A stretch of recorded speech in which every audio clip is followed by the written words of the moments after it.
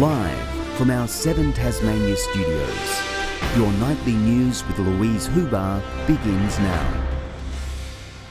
Good evening. First tonight, after months in limbo, the retrieval of 2 sunken tugboats in the port of Devonport has finally begun.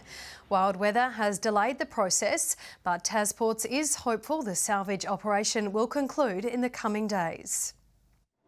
The Goliath watches on as its victims rise from the depths of the Mersey River.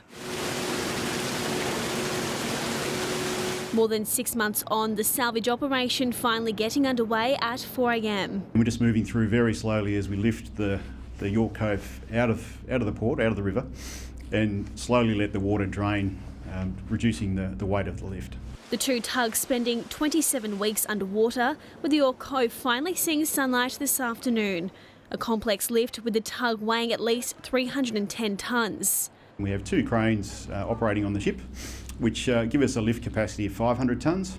But the water and the marine growth and some fuel still left in the vessel means the exact weight is unknown. Tasports estimates 10,000 litres of fuel remains on the 2 tugs, adding to the complexities of the operation, while today's tricky salvage mission drew in an impressive crowd. There's been a bit of action, so it's all interesting, and there's a lot of people here and a lot of cars going by. It's been a long time, and I love the fact that the Goliath's here as well, watching. The Ship Owners Club and United Salvage say it's the most complex marine salvage operation they've ever seen due to its location in this busy and active port. It's a one-off event. It's very rare to see a marine incident of this scale in a city port like this, and it's a very unique, complex operation to observe and see the ship the size of the AAL Melbourne there operating right in the middle of our city. With daylight hours impacting the operation's progress, Tasports hopes the second tug will be retrieved tomorrow before setting sail to Brisbane to be scrapped. McKenna Bailey, 7 Tasmania News. Tasmania's most vulnerable children are at risk due to chronic understaffing in the state's Child Safety Service, according to the Public Sector Union. They say members are leaving the workforce every day after witnessing unthinkable situations, and now industrial action is on the table. Our most vulnerable left unprotected, thanks to holes in the child safety workforce. We're looking at absences that are 37% in the south, rising to 70% in the northwest. These are probably the worst figures that we have ever seen in child safety. The CPSU says there are 50 unfilled vacancies across the state, a quarter of the child safety workforce. Burnout a key factor, as hundreds of children languish on the wait list. We know that kids are actually at risk. Hundreds of kids are at risk right now. Industrial action now a possibility, with members to take part in a ballot this week. Any time that you hear about staff shortages in that area, it's distressing and disappointing. What I know is that the department are looking at their workforce planning. There is no greater responsibility for a government than caring for the most vulnerable people in their community. There is nothing more basic than that. The planned scrapping of Department of Communities, no solution according to some. We need to focus on the real issues, and that's about getting people into roles and keeping them there. Workload's a common concern across the public sector. Josh Duggan, 7 Tasmania News. The state's peak business body says redrawing Tasmania's electoral boundaries for state government would create better representation.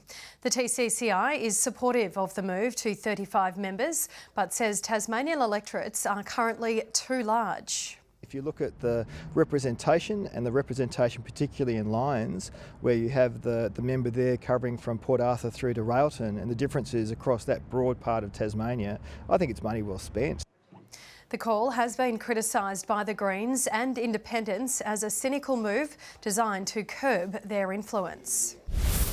Another 4 people have died from COVID in Tasmania. A man and a woman in their 80s from the northwest, a man in his 70s in the north, and a man in his 60s from the south. The state has recorded just less than 530 new cases. 24 people are being treated specifically for the virus in hospital. 1 is in ICU.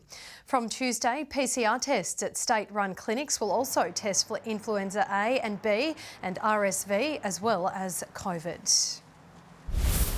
A Longford home has been seriously damaged by fire overnight. Emergency services were called to the Lewis Street property just after 7 o'clock.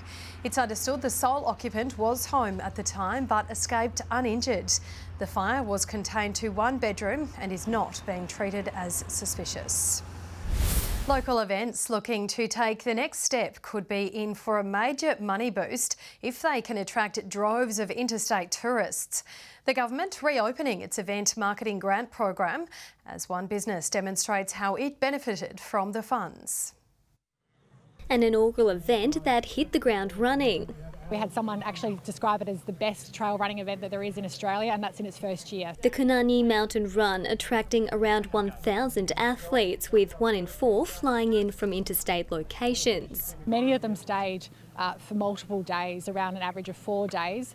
They brought with them around 1.3 people. So in the end, the direct spending we've estimated was about $770,000. Their risky business venture reaping the rewards. They were able to demonstrate that they were getting interstate and even international visitors as well, and so they received $10,000 last year from this program. Putting the funds towards high quality promotional videos, the running festival received a significant marketing boost. Without it, we wouldn't have been able to, really sell our story and plant the seed for runners around the country to see this epic event. Now other entrepreneurs can follow in their tracks as the state government reignites its event marketing grant program. There are plenty of events that are either in their first or second year that probably need this support just to get them up and going and to test the market and see whether there's potential. With $10,000 sums up for grabs, the government says it will favour events with a marketing plan to boost intrastate and interstate traffic.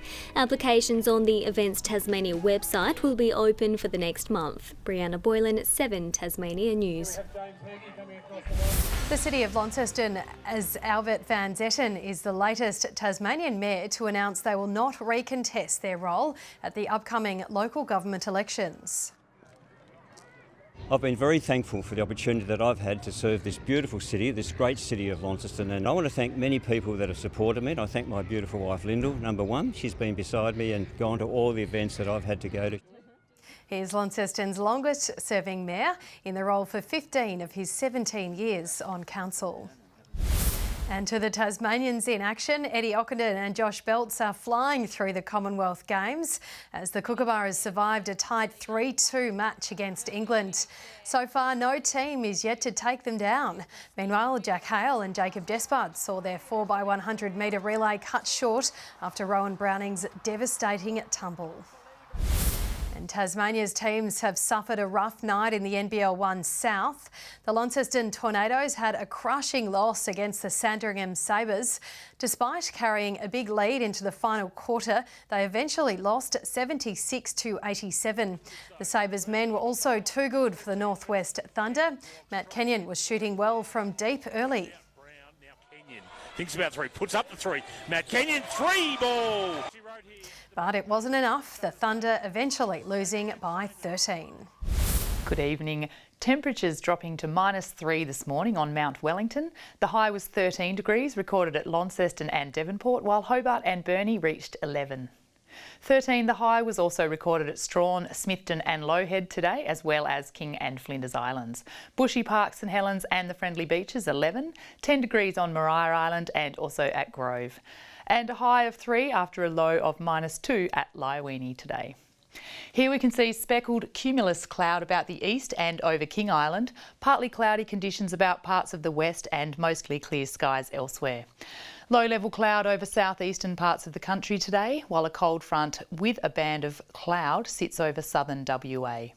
A large high enters New South Wales tomorrow, extending a ridge over central and eastern parts of the country. Another cold front is approaching southern WA, and that front is associated with a low pressure system well to the south.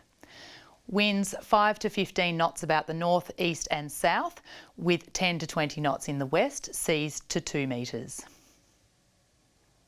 Tomorrow in Hobart, a sunny day ahead, 13 degrees. Dover, 12, mostly sunny, and a morning frost, followed by a partly cloudy day at Ouse. Partly cloudy in Launceston, 14. Devonport, 13, and Scottsdale, 12 degrees. Burnie, cloudy, 11. Partly cloudy at Strawn, 14, and a shower or two at Stanley, 12.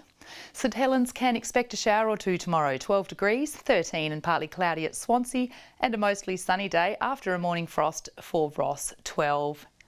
On Tuesday, a partly cloudy day ahead, apart from light showers in the west. Showers developing about the north later in the day on Wednesday, fine elsewhere, and Thursday showers across the state, more frequent about the northwest. A partly cloudy day in Adelaide tomorrow, 15. Melbourne, partly cloudy and 14. Sydney, showers and 17. And Brisbane, a sunny 21 degrees.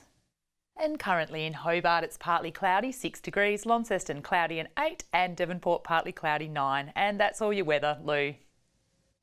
Lovely, thanks for that, Carmen. And that's all your news for this Sunday night. Thank you so much for joining us. I'll be back with you tomorrow. Have a lovely evening. Good night.